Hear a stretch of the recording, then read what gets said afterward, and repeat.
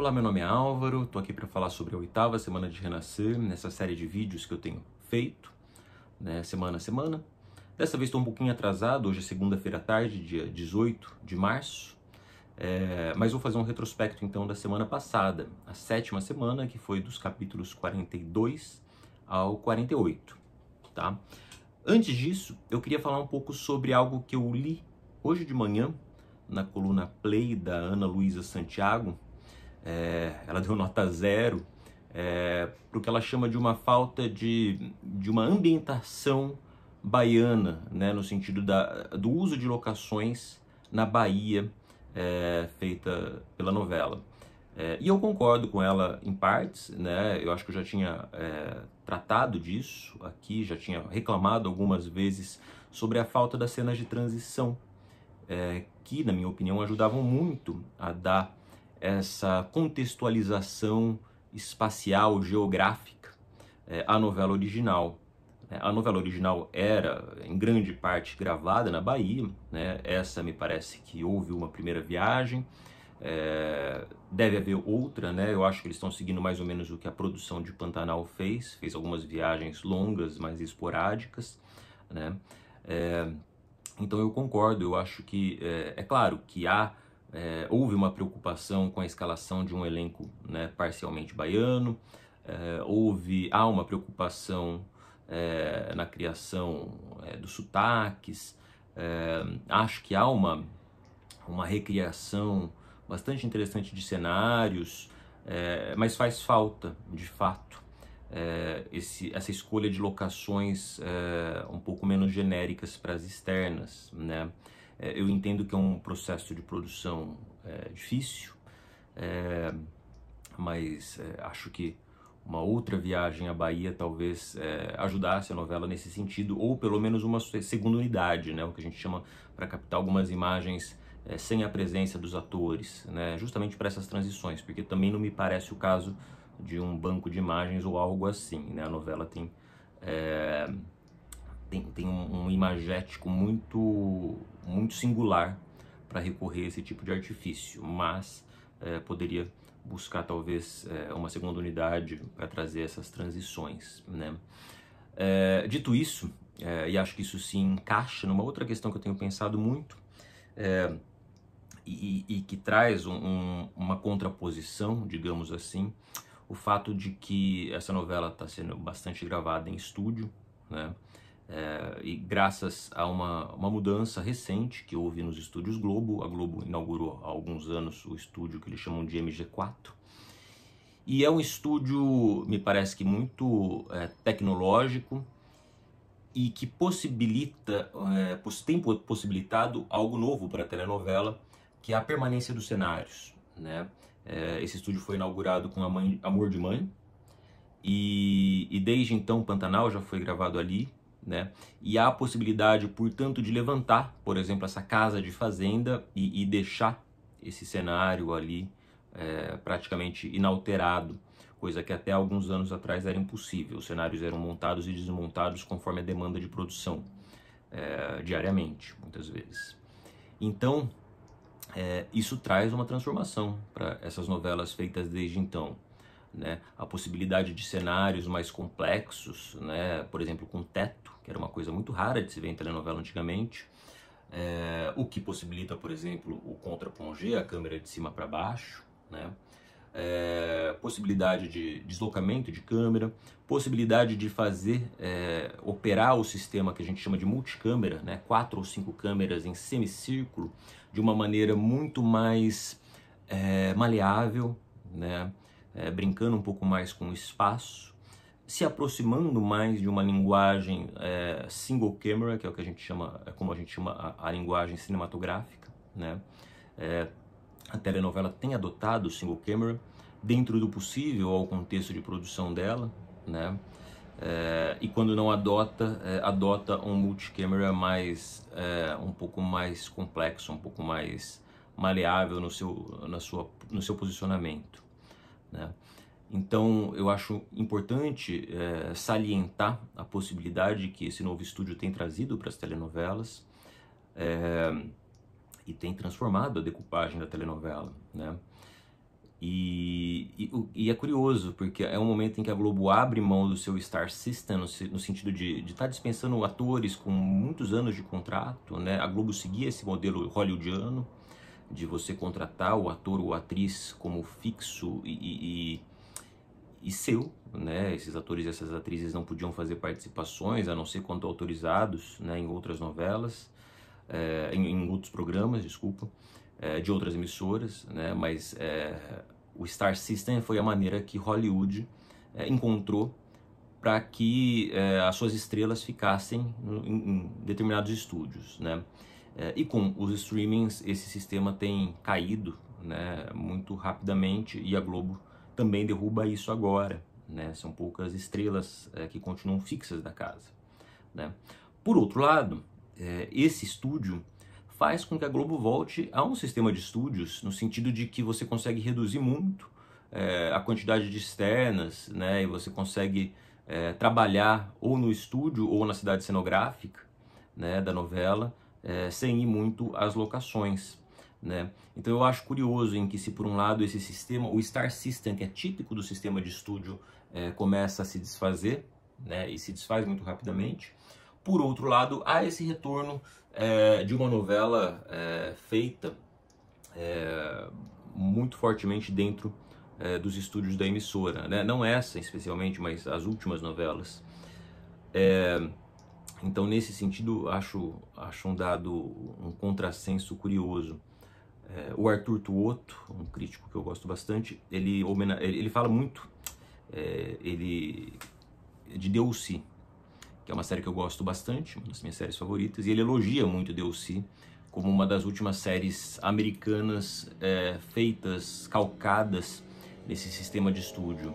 Mesmo as cenas, às vezes, que pareciam externas, eram um estúdio, né? As cenas na piscina e tal, eram chroma key. Então, acho curioso que a televisão esteja voltando, né, na telenovela, a esse sistema, que é o que me parece também que tem possibilitado uma linguagem um pouco mais ousada, né? Os capítulos entregues com antecedência, né, o que facilita, aí dá tempo à produção, né? E o estúdio é controlado, né? Você gravar em estúdio tem uma série de benefícios para sua decupagem, para sua mise-en-scène. Então isso me parece central nessa nova Renascer. Dito tudo isso, né, acho que eu falei muito até, queria retomar a semana passada, a semana retrasada, os últimos capítulos, desculpa, hoje eu tô meio aéreo. Acho que foi uma semana importante para Inácia, principalmente, né? Essa personagem, escrevi muito ao longo da semana sobre ela tem ganhado um protagonismo, né? Ela faz as pazes e aceita a sua religião, né? Uma religião que ela tinha deixado para trás, de certa forma, e agora ela se assume como mãe de santo, e essa religiosidade vem muito forte fazer uma ponte para que Maria Santa volte à cena, né? Na novela de 93, Maria Santa voltava para Inocêncio, basicamente. Eram muito raras as cenas em que ela contracenava com outras pessoas, outros personagens. E nessa, a primeira ponte que ela vai fazer é de mãe para mãe, né? Esse encontro espiritual entre elas. Depois de toda aquela cena da conversa com o Padre Lívio, que faz com que Inácia volte e tire os búzios das águas, e aquilo é muito bonito, porque a cena tem uma granulação, tem um tratamento imagético, que é como se toda a imagem se tornasse contas, né? Então tem quase como se a imagem se tornasse em pequenas pérolas, pequenas pedras, né, cintilantes. Então muito bonita, uma textura muito rara de se ver em televisão, em teledramaturgia. E aí, no capítulo seguinte, Inácia, que estava caducando na novela original, que é uma storyline que eu acho que o Benedito deixa pelo caminho. Talvez ele tenha percebido que não fosse tão interessante levar essa trama adiante, então Inácia descaduca na trama de 93. E aqui isso faz uma ligação direta com a espiritualidade e com esse retorno em cena de Maria Santa, e dá uma trama efetiva para Inácia. Inácia agora vai encaminhar os filhos de Maria Santa e José Inocêncio, suprir essa falha paterna, né?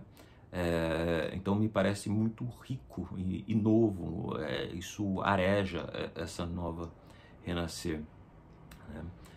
Então destacar essas cenas, a cena dela com Lívio, a conversa, trazendo o sincretismo religioso, e a figura desse pastor que contradiz um certo imaginário de pastor, e aí acho que é o segundo acerto muito grande que a TV Globo faz em relação à retratação dos evangélicos.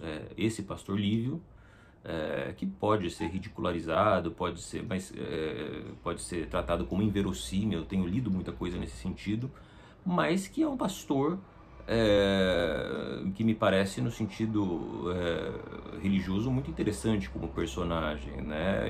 Ele não está ali para separar, ele está ali para de fato reger a fé e mostrar que as religiões são os deságuios da fé e possibilidades, e que há de se ter o respeito entre elas, sobretudo num país pluricultural como o nosso, né? Então me parece um bom retrato de um pastor. E falei que é o segundo acerto porque eu acho que o primeiro acerto é a novela Vai na Fé, que também acho que desfaz um certo estereótipo que se tem sobre os evangélicos, o que me parece muito importante no contexto audiovisual. Eu acho que o audiovisual brasileiro ainda tende a estereotipar e não entender a pluriculturalidade, a plurimanifestação da religião evangélica. E falo isso como uma pessoa que, enfim, não sigo nenhuma religião específica. Então isso me parece importante na figura desse pastor, que vem para ouvir mais do que para falar. Acho que dito isso, tem outras tramas que avançaram, né? A trama de Norberto, que é um personagem que escreve sobre isso, o luto, a saudade, né, de Jacutinga, né? Ele é um viúvo de parceira viva na novela original. Jacutinga ia embora e Norberto ficava ali melancólico com esse luto. E aqui isso ganha uma outra dimensão, porque aparece mais em cena, né?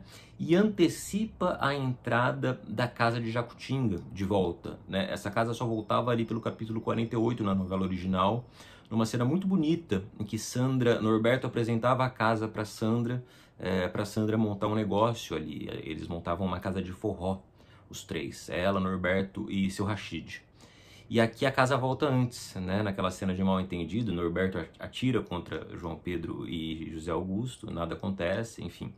Mas mostra o cuidado de Norberto com essa casa, que desde a original me parece uma casa muito especial. Ela é um espaço de resistência. Primeiro porque eu acho que ela é o único espaço que era regimentado pelo feminino dentro da novela original, né?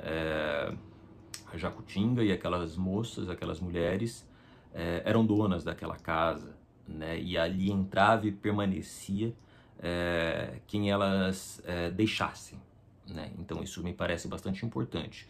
Ainda que fosse um prostíbulo, que atendesse um público majoritariamente masculino, né? Acho que nas